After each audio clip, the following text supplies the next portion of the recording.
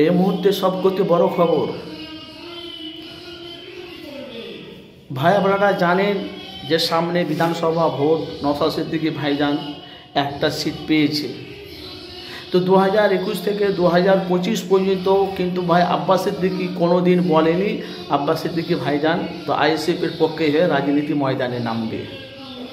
আপনারা শোনেননি, কিন্তু এই মুহূর্তে সবকথে বড় খবর যে আব্বাস সিদ্দিকী ভাইজান 24 পরগনাতে কোন জেলা, 24 পরগনায় কোনখানে দাঁড়াবে বিধানসভা ভোটে আইএসএফের প্রার্থী হয়ে, সেই নিয়ে এখন সমালোচনা বাংলায় চলছে রীতিমতন। আপনারা জানেন যে 2021 থেকে 2025 পর্যন্ত যে আইএসএফের দলটা লক্ষ লক্ষ মানুষের কাছে বার্তাটা পৌঁছে গেছে, লক্ষ লক্ষ মানুষের কাছে আইএসএফের চেয়ারম্যান নওশাদ সিদ্দিকীর ভালোবাসাটা মানুষের কাছে পৌঁছে গেছে, আইএসএফের দলটা মানুষের কাছে পৌঁছে গেছে। কিন্তু কিছু বিরোধী দল আছে সেটাকে ভাঙড়ে নওশাদ সিদ্দিকীকে পরাজিত করার জন্য কিছু বিরোধী দল উঠে পড়ে লেগেছে। কিন্তু ভাই বলা বলি কথা, আব্বাস সিদ্দিকী ভাইজান এই জন্যে আইএসএফের ভোট প্রচারে নামছে, যেহেতু আইএসএফের দলটাকে বাংলাতে টিকিয়ে রাখার জন্যই আব্বাস সিদ্দিকী ভাইজান রাজনীতি ময়দানে নামছে। কেন সোশ্যাল মিডিয়ায় আমরা দেখতে পাচ্ছি যে হারে নওশাদ সিদ্দিকী ভাইজান যে অন্যায় যেখানে হচ্ছে সেখানে নওশাদ সিদ্দিকী প্রতিবাদ করছে। বাংলাতে ধর্ষণ, মার্ডার, জেনার, খুন কত কি হচ্ছে বাংলাতে, আপনারা বলেন বিচার সঠিক হচ্ছে? ভাই আমরা সবাই বলি আমার দেশ স্বাধীন, আমাদের বাংলাদেশ স্বাধীন নাই ভাইজান। দেশ যদি স্বাধীন হতো তো মার্ডার, খুন, জেনা, বাচ্চা বাচ্চা মেয়েদের ধর্ষণ হতো না।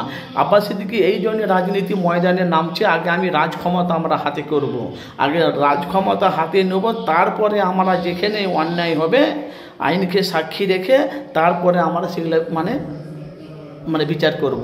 কিন্তু ভাই বলা বলি কথা, আব্বাস সিদ্দিকী ভাইজান 24 পরগনা কোন জায়গাতে দাঁড়াবে 2026-এ, সেটা এখন বাংলার জনগণ, সাধারণ মানুষ, অনেক মানুষ বলছে 24 পরগনাতেও অনেক জায়গাতেও জায়গা আছে, যেমন ক্যানিং পূর্বে যদি আব্বাস সিদ্দিকী দাঁড়ায় ওখানে শওকত মোল্লা আছে, বারাসাত আছে,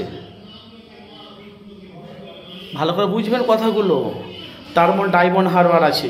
24 পরগনায় অনেক কটা জায়গাতে আছে। তাহলে আব্বাস সিদ্দিকী ভাইজান আইএসএফের প্রার্থী হয়ে 294টি সিটের মধ্যে কোনো এক সিটে আব্বাস সিদ্দিকী ভাইজান লড়বে।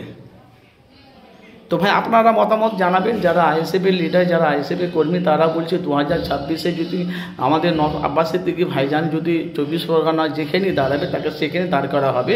সব করতে আব্বাস সিদ্দিকী ভাইজান বলছে আমি গরম জায়গাতে দাঁড়াবো, সেটা হলো ক্যানিং পূর্বে। কিন্তু ভাই বলা বলি কথা, আব্বাস সিদ্দিকী 2026-এর আগে ভোট প্রচারে আইএসএফের ভোট প্রচারে নামবে, কেন উনি নিজেই প্রস্তুতি নিয়েছে, মানে আব্বাস সিদ্দিকী ভাইজান রেডি আছে। তার সাথে সাথে 294টি সিটের মধ্যে কোনো একটা সিট নিয়ে আব্বাস সিদ্দিকী ভাইজান লড়বে আইএসএফের প্রার্থী। তো আপনারা অবশ্যই মূল্যবান মতামত জানাবেন যে আব্বাস সিদ্দিকী ভাইজান কি 2026-এ যেখানে দাঁড়াবে সেখানে জয়ী হতে পারবে। তো আপনারা মতামত জানেন, কেন আব্বাস সিদ্দিকী ভাইজান বাংলায় একটা ব্যান্ড, আপনারা জানেন উনি হলো নবীর প্রেমিক, নবীর গোলাম, নবীর নিয়ে আলোচনা করে, এখন ধর্মগুরু। এখন আব্বাস সিদ্দিকী ভাই ধর্মগুরুও চালু থাকবে, এদিকে মানুষের সেবা যত্ন করবে, রাজনীতি ময়দানে এসে আইএসএফের দলটাকে আব্বাস সিদ্দিকী ভাইজান মজবুত করতে চাইছে। তো অবশ্যই আপনারা ভাই জানেন যে আমি মানুষের কাছে সত্যটা আমি তুলে ধরি এই কারণে যে সামনে আর বেশি দেরি নেই, সামনে বিধানসভা ভোট আসছে। এবার ভাই বাংলাতে মার কাট বুঝতে পেরেছেন কি বলছি, বাংলাতে মার কাট সব কোতে মারামারি কাটাকাটি যদি অশান্তি যদি হয় সেটা হলো ভাঙড়ে, যেহেতু নওশাদ সিদ্দিকী ভাইজান একটা সিট পেয়েছে।